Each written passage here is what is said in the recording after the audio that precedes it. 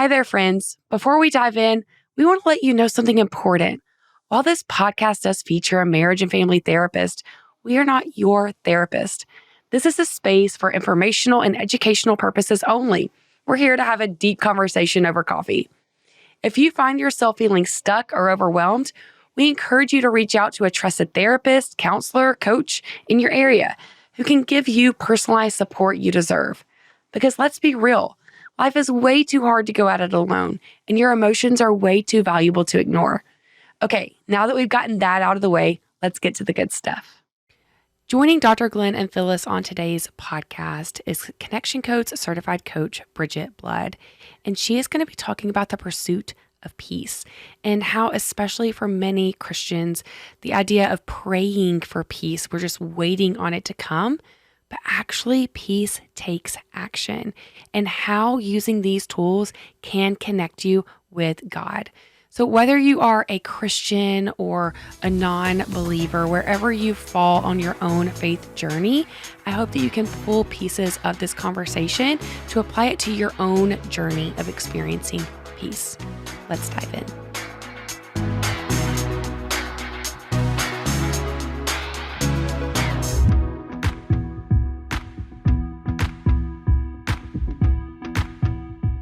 Hello, world.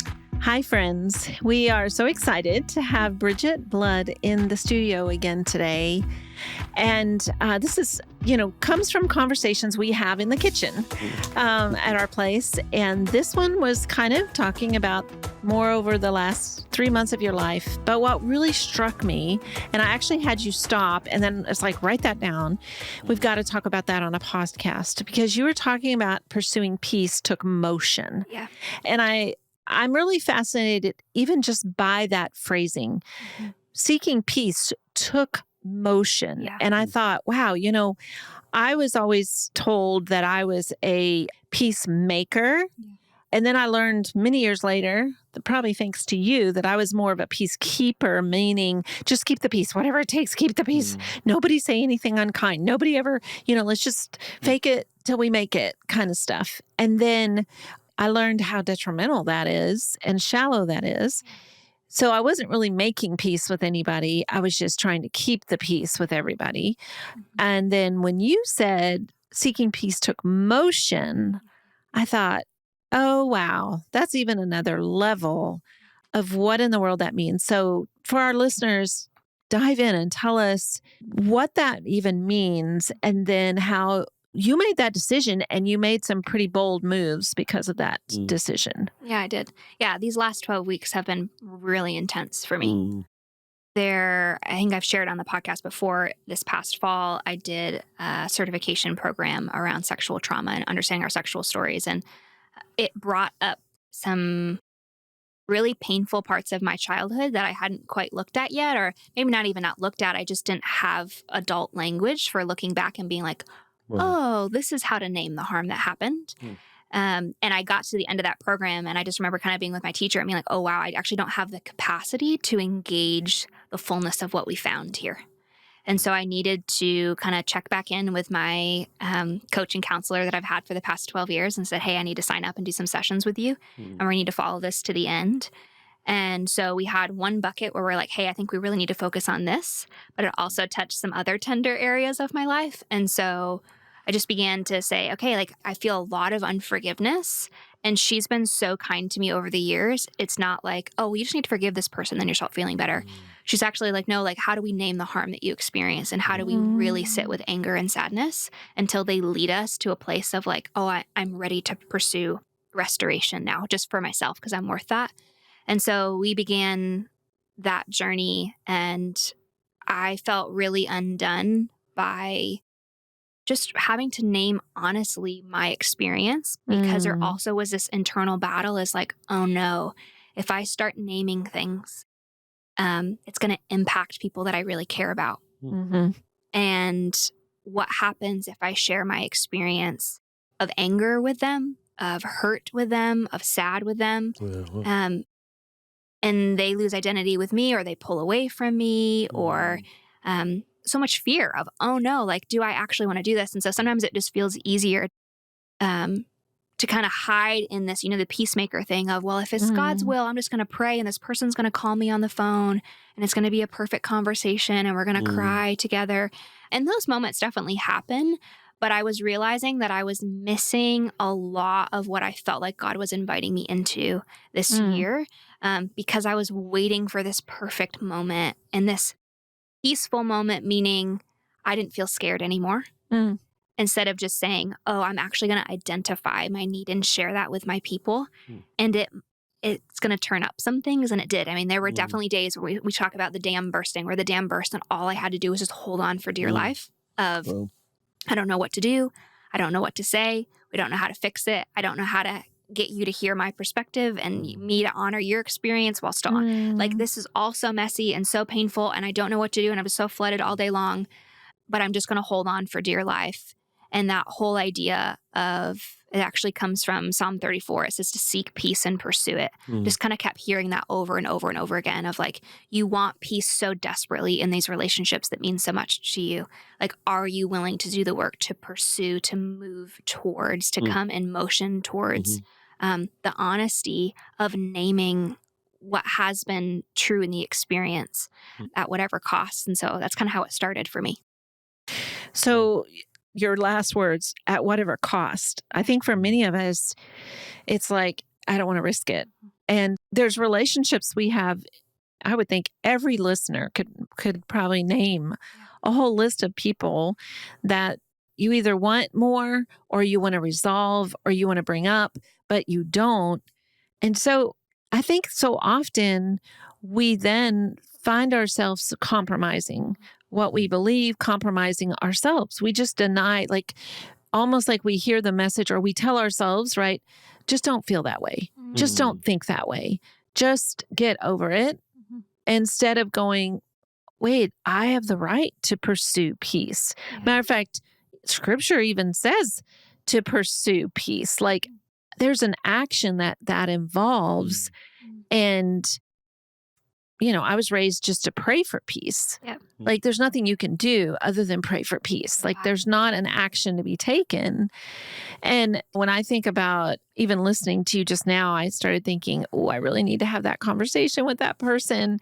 But there's so much fear that I'm like, I can just sweep that under the rug. I can just pray about that, get over it. But then it is so limiting. It limits the relationship. It limits the deep connection. And is there a risk? Sure. Does every story come out better? I doubt it. But I think that for so many of us, we're so afraid to try because we're so sure it's not going to come out well. And so then we limit the possibility of actually having that. For sure. I think for me, I really needed two things. I needed to get safe first, and I needed to not say someone else's no for them. So I already came in with a narrative that's like, I'm going to bring this to them, and I know they're going to disregard me. I know it's going to break our relationship. I know that they're going to be upset. You always say that. It's like, we don't make it up. Like, we just know that. That's been our lived experience. And so for me, the shift happened. I had gone on vacation to spend time with some of like my closest, safest friends. And so I was in a house with 6 people, six, make sure I don't leave anybody out. There's a lot of people in that house, 6 people that love Bridgett deeply. And so by day 5, my body started to actually like breathe and actually had space to look at the pain points in my life because I had physical touch every day. I had tons of identity every day. I had co-regulation every day with people in my house. I had meals together. I got to snuggle on the couch with people. Like all of these core belonging identity needs were met. That I remember on day 5, I just kind of had this breakdown moment where I'm like, oh my gosh, there's these 3 relationships in my life that are killing me. Like I can't spend another day with them like they are. I don't want to live in a world in which the way that I'm relating to these people exist. And I can't live not knowing what would have happened if I wouldn't have risked to say, I actually want more. A phrase I love to say is that one of the kindest things we can say to the people that we love in relationship is, this isn't working for me. I need to do things differently, but I want to do things differently with you. And so it changes it from, these are all the bad things you did. You hurt me. You, to I'm making a change because I have to make a change for me. I would love to partner with you and do different in a way that meets both of us, right? It's not like, oh, well, you have to abandon who you are. You have to just meet all my needs. No, it's just this is how I'm going to show up for me because I'm worth showing up for. I also want to show up for you, but I actually don't have the capacity to show up for you unless we do things different until we shift a little bit. Yeah, and this, I can't help. I'm always thinking of Rowan and Malachi. They're always working towards peace, but they do that by conveying what's happening for them, not by whatever, suppressing, ignoring it. And I grew up thinking peace comes if you're able to shut up enough. And we worded it as in you just give it to Jesus. But really what we said, what we communicated was just shut up about it. And if you just think, whatever word you want to fill in the blank with, suppress, ignore, deny, step around enough, you will get the peace. Wow. And I would never say that to Rowan or Malachi or anybody. And they wouldn't believe me even if I did say it to them. And you've been around both of them. They are seeking peace, but it is motion. They are moving towards it, it's not going to just magically appear because they just shut up enough so that now they're not bothered, but they give up on any of their needs, wants, experiences. And so now they're at peace. And the opposite, if there's an opposite, certainly the antithesis of it would actually be true. Yeah. We did an episode recently with you, Bridgett, that talked about kind of the opposite of this statement, fake it till you make it. And I just wonder how many of you listeners have heard that and have lived that, fake it till you make it. I think about that in a business setting where, there are so many challenges and it's like, just fake it till you make it. Or, you're at a gym and your body is screaming at you, but it's like, just fake it till you make it. And the problem is that eventually your body suffers greatly because we've tuned out.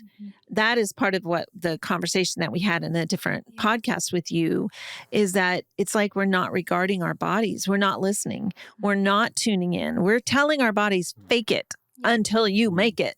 And it's like that became popular. I don't know. You're the guru on those kinds of things. You could probably Google it real quick and find out, when did that come out? But that was like a bumper sticker worthy of, do this. And I'd say most people probably believed it. That was really the solution. That's the solution. And you go, wow, that does so much damage to your body. Your body, then eventually you just have chronic pain because you've not been listening. And I think about that. Okay, you just mentioned you were in a really wonderful, beautiful place for 5 days where you were loved really, really well by a lot of people. And that made you called it 3 relationships. They all of a sudden were screaming. You're in this super safe place, loved really, really well. And yet those 3 were screaming at you during that time. I remember you called me during that. It's like, just to co-regulate. And I think I just oohed and listened, but that was about it all. But you had a lot, you were screaming to get that out of your body. And yet it's like, okay, so your body is saying, pay attention to me. And it was like, you need peace with this. And you're getting all your needs met right this minute. And yet that didn't bring peace. And so I think for many of us, we could make a list, right? And then you choose to sweep it under the rug. That's a phrase we've heard. You just pray about it. That's something very common. And then you also just go, I'm going to move as far away from those relationships as possible, which in the end does not bring peace, which in the end is super painful. And so I would love, let me hand the mic back to you because I would love to know what did happen because you didn't choose to sweep it under the rug. You didn't choose to just walk away from those relationships and you didn't choose to just pray about it and you didn't choose to just fake it till you make it. Yeah. I think a lot of what was happening for me in that experience was I felt sick leaving things unsaid. Like it was a physical experience of there are things I have to say out loud to them to be able to process. And there are other situations and places where I go, you know what? I feel like I've said all there is to say, and I feel settled with moving forward and just life happening, right? We all have those moments where people that we're close to in one season were not later, but this was different. This was just like this nagging of, wait, these people are really important to me. And if I process through the experience, the inner desire is that I want more connection. It's not actually that these people are unsafe for me. It's that these people are safe for me. We just experienced a lot of pain with one another, and I want more connection with them. But it means I'm going to have to kind of sort through those conversations. And so in one of the situations, I said, hey, we actually need to sit in counseling together and talk through that. And so put that on the calendar and said, hey, I need to sit in counseling with you and walk through that. With another person, I said, hey, like, we have a long history with one another. I don't want to relate to you like this. Like, our connection's not going to survive if this is the way that it's going to be. Right. So if this is the way it's going to be, I need to know that because I can't live in that like that. Like, I want this to be different with you. And so are you willing? Doesn't mean you have to have all the tools and all the answers, but like, are you willing to stay connected with me through this? Because what just happened could very easily end our connection, but I don't want it to if you don't want it to, but I need to know what you want. And so that was really awkward. And it was beautiful. It was really beautiful, but it was really awkward and definitely took several conversations to walk through that. And then I had another situation where I was like, I got to send the text. I got to send the text and I need to say, oh gosh, I'm the one that pulled away from connection.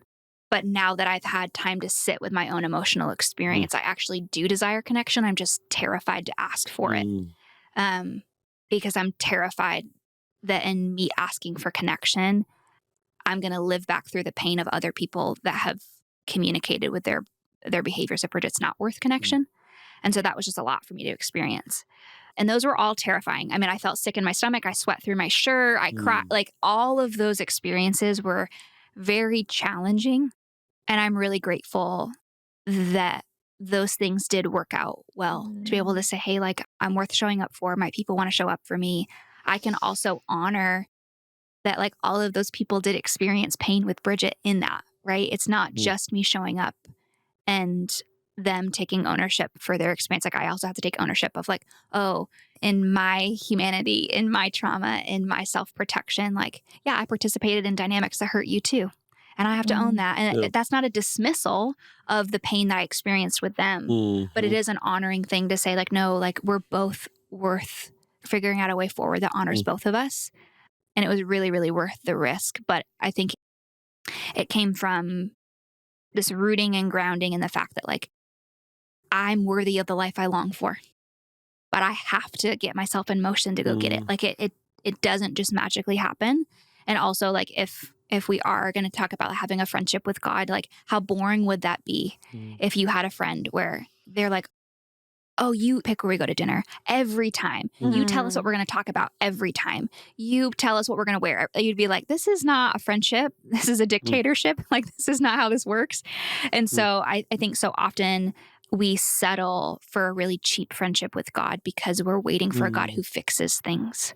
And not a God who's just faithful to show up to the process of honoring our experience and honoring our pain. That's very frustrating to me about God, is that he's very comfortable just to ooh us and not give us answers when we want answers for the painful things that are happening. But yeah, that's changed everything for me in my life, in these specific relationships, but also in my relationship with God too. Wow. So, okay, you turned a corner. So let's talk about that, right? Yeah. Because to me, I'm just immediately going, wait, what? Repeat that. And I think for all of us, we have a vision of who God is or who God's supposed to be, depending on how we grew up. For some of us, it's very black and white. And even the black and white, though, is very different. Like my version of black and white may be very different than the next person's version of the black and white, right? And so it's kind of goes back. And I have these conversations often with people who really are in that black and white world where it's almost like there's only one right way. And so I have to wait on God to show me what that is. And if I'm living right now in Tennessee, and if I decide on my own to move to Arizona, but that wasn't God's decision, then I'm going against God. And so I'm waiting on God to tell me where I should live next. Yeah. And we have complicated things incredibly. And I think about this with our grandchildren. I want to keep connection with our grandchildren. We have 12 of them. The oldest is 20. The youngest is a year and a half old. And I want to keep connection. And I am so thankful that I am not the one in charge of what color shoes they're wearing today. Yes. Or what pair of pants they are wearing today. Or what their hairstyle is today. Like, it's not that there's aren't conversations.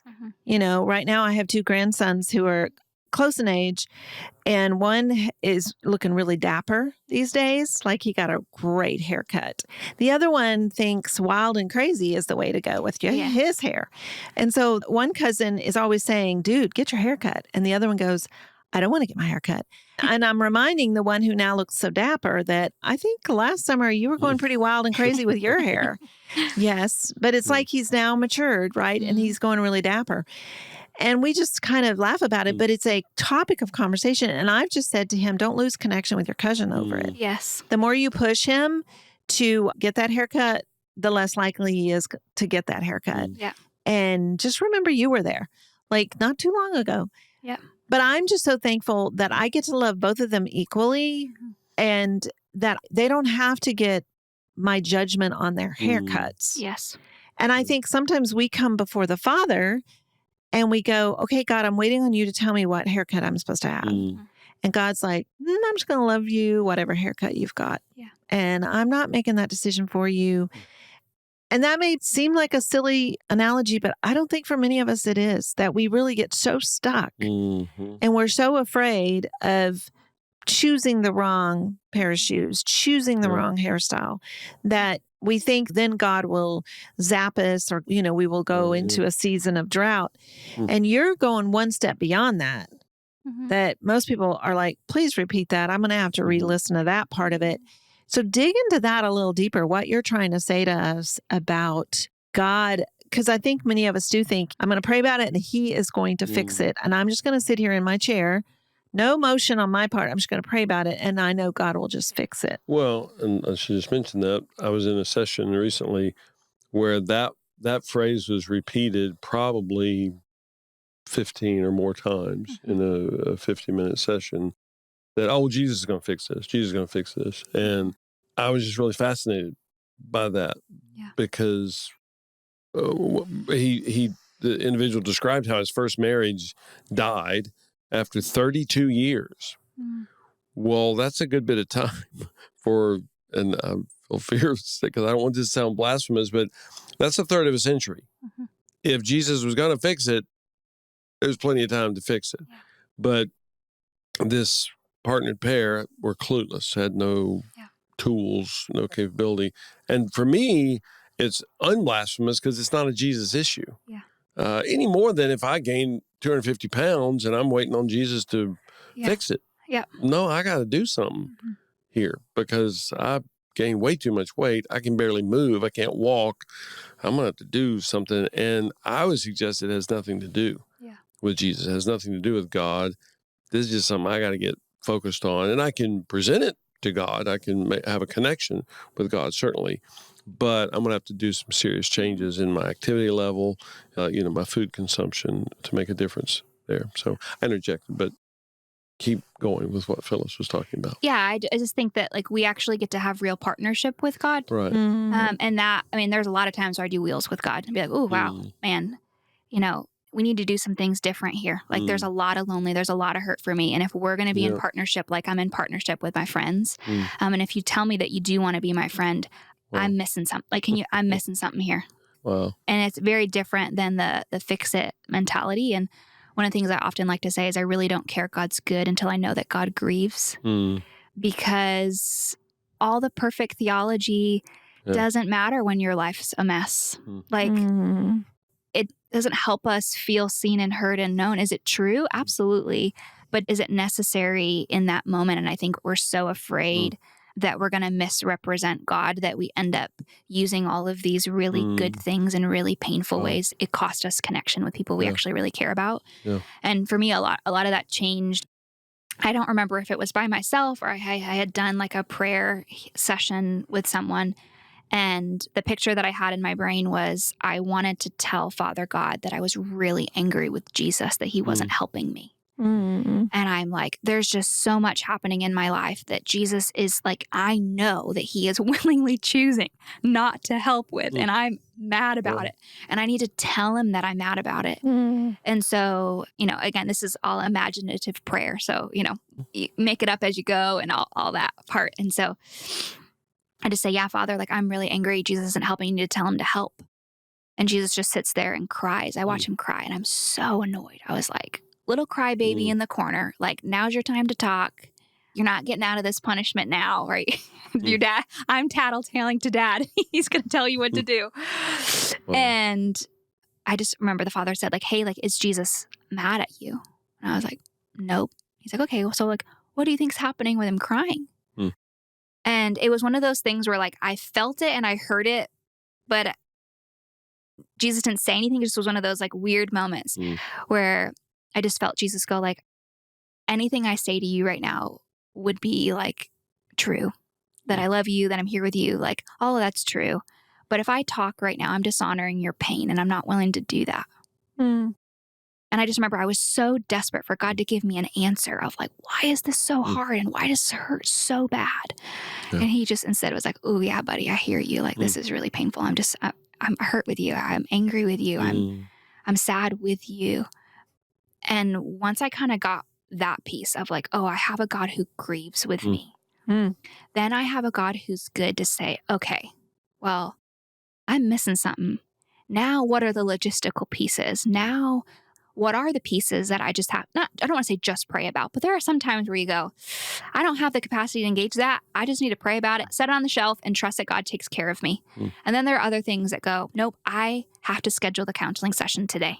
I'm not going to, oh my gosh, if it's God's will for me to have a connection codes coach, they're going to message me on Instagram and they're going to, call my name out of a crowd. It's like, no, like your body's already communicating that you need support.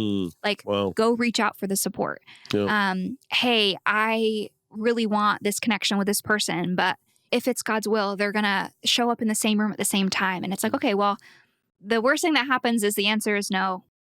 And we have to grieve that, but we get to grieve that safely with God and with others.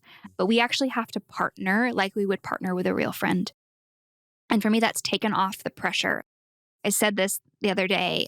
I feel like I'm at a point now where connection codes has been a tool that I connect with God really frequently. That I'm like, even if I was to feel like I was in prayer and I felt like God said something to me, and even if I missed that horribly and I messed it all up and I translated it wrong and it was totally not what God said, I just trust my friendship with him so deeply that if I get to Arizona and that wasn't the best place for me, that I have a friend that hands me some ice cream and goes, hey, buddy, tell me what's happening with Arizona, right? And I get to go, oh, well, there was so much pain in Tennessee that I just felt I was losing so much identity and it so hurt and my business failed and all these things. Like, I just needed to get out of it. God doesn't show up like, oh, well, you didn't trust me. Like, if you would have listened to me, you would have stayed in Nashville or whatever it is. He's just like, oh, I get that. Like, what do we need to do different moving forward? Just like a conversation I would have with you guys or with friends. Like, that's just changed so much for me that I'm responsible in having a co-creation experience with God in my life that would be really, really boring if I wouldn't want to be in friendship with any human or any person. If only one person had a contributing voice in the relationship, that would not be a relationship. Wow. One thing you mentioned a few minutes ago was the core emotion wheel. And we always, every episode, do the core emotion wheel and love it when our guests come on and they do the wheel. So I would love to take this moment, especially before we run out of time, to do the wheel, for you to do the wheel. And you can do it on just what's happening in your life right this minute, or you can choose a topic. We call those an issue specific wheel. And that is the tool. Because I love the way you just said you do that with God. You know, I often feel like it's part of my prayer, part of my journaling, just that opportunity. So, yeah. Do you need to see the wheel? I'm going to risk it. You guys can partner with me. Surely. Okay. I think like I would do it to God. Like, that feels good to me. Okay. So what's happening in that friendship? Lots of joy. I feel very seen by God right now. I recently have just made some risk in launching my first online e-course. And I had this moment with God when you're in the throes of recording days and you don't know what to do. And I'm learning all this stuff by myself, where I just looked at him and I just was like, hey, you do know this is costing me everything I have to give you, right? Like I've held nothing back. Like I have given you everything that I have. And there's just been all these sweet little moments. And as I have been brave to pursue connection, like I feel God being like, hey, I see you and I love what I see. And so that's felt really good. Anger. Yeah, I feel anger at just how radically unseen little Bridgett felt, even though she existed in a really good family. Deep, deep, deep anger of there was pain and abuse that went on for a really long time. And that does impact my friendship with you to go, what the heck? Like, what do you have to say about that? Wow. Lonely, feeling unpartnered. I think there's lonely in building a business of like, okay, God, I want to do this in a way that honors you, and I want to do it at a pace that honors my capacity. And sometimes it would be really nice for you to just like drop some fairy dust out of the sky with a butterfly and a note attached to it and tell me exactly how to do it. So there's some lonely in it there. Guilt. I feel guilt of the things that I have assumed incorrectly about his attitudes towards me.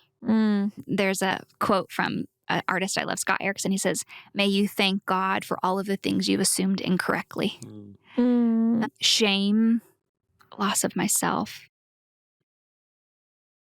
Shame in my years in full-time ministry of teaching things on stages in front of thousands of people that I no longer agree with or think are emotionally healthy. So there's a lot of shame in like, ooh, I misrepresented God pretty big time.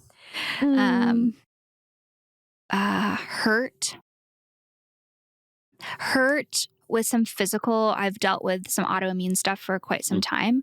Just hurt of like, we have invested a lot of time and money in doctors and resources and the build up hope of like, oh my gosh, this protocol is going to be the thing that gives my body the capacity that it should have at my age to then invest all the time and money and be like, well, it helped a little bit, but not a lot. And here we are back again and having to do that. Sad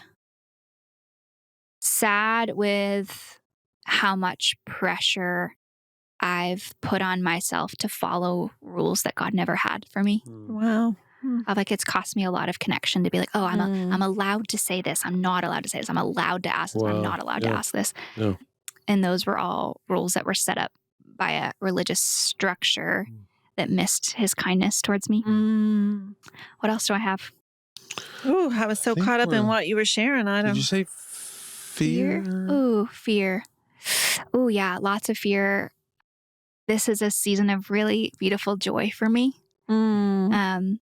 And there is fear in what happens if I give my heart to the joy and it ends in a way that I don't want it to. So there's fear of, ooh, are you still good to me if I risk my heart again and it gets broken? But yeah, overall, I think that there's just a lot of trust in me being able to share that of, oh, I feel a lot of joy. And with the joy, I actually feel a lot of fear. Can you hold both and dance with me? And I do feel very partnered in that too. Wow. That's amazing. I do have to throw in, I was just thinking earlier, some of what you're saying is that the couple of connection goes protocols, every emotion is an opportunity to connect or not. And most of us do the or not because we've been trained to do the or not. Emotion is bad, emotion is wrong, emotion is evil, whatever. You know, I think that's many, many centuries old in many different cultures. In my life, it was taught to me early, that emotion is bad. It is not an opportunity to connect. It's an opportunity to get spanked, basically, Wow. was the whole thing. But then also that pulling away and pushing away is the same distance. Yep. And I was taught that pulling away is righteous, pulling away is mature, is spiritual, whatever, is superior. And realized, nope, it's the same distance. It looks a little different. And I always say that, not that I'll vote for either one of them, but I kind of like pushing away a little better because then at least the other person knows. Yep. Like if I'm yelling at you, cussing you out, and I hate you, well, at least you know. Yeah. Whereas if I just pull away, literally, who knows what, hours, days, weeks, months could go by, and you think we're still friends. Yes. Well, I marked you off my friend list Yep. 6 months ago. Mhm. You didn't know about it because I pulled away, and I'm a good actor. I have Yeah. a good poker face. And so you don't even know. Yeah. Whereas if I just cussed you out the first day, I'm not saying it wouldn't be painful. I'm not Yes. saying it's a good choice. But of the two, Honest, yeah. that's almost better because at least now you're like, ooh, he's pissed at me. He hates me. Is there anything that I can do? Or you have the right to move away as well. But at least then we know. Yeah. And, with Rowan and Malachi, we always know. They never pull away. They always, if they're mad about something, they'll push away. Well, at least we're tuned in. So again, I'm not voting for it. I'm not saying I like it, but at least I know, and then we can do something about it. So in just concluding this podcast, what would you like for the listeners to take away from this? Kind of like a overview, but also maybe a question to ask ourselves, a place to start. Like you've kind of brought out some things that really put us with all of these emotions that we talk about all the time and putting them into our conversations with God and being able to see it differently. So give us something to just take away from all of this. Yeah, I've had this phrase recently that has been annoying and comforting to myself. So it's probably going to be that to our listeners, both annoying and comforting. And that's that it's a huge romantic risk to have a deep relationship with God.